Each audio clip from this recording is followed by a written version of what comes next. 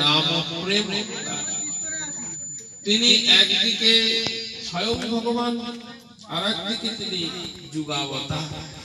চারটি যুগে চারজন অবতার স্বয়ং ভগবান শ্রীকৃষ্ণ থেকে জগতে এসেছেন। যুগাবতারের কাজ হচ্ছে জগৎকে সঠিক পথ দেখানো। জগৎবাসী কোন পথে চললে তার পরমার্থ, পরম ধর্ম, পরম ব্রহ্মকে প্রাপ্ত করবে, এটা যুগাবতারের কাজ।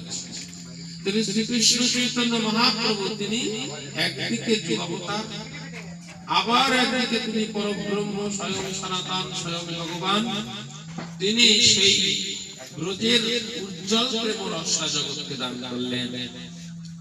জগৎবাসী জানত না এই কলির জীবের স্বরূপ শ্রীমদ্ ভাগবতে বর্ণনা করা আছে।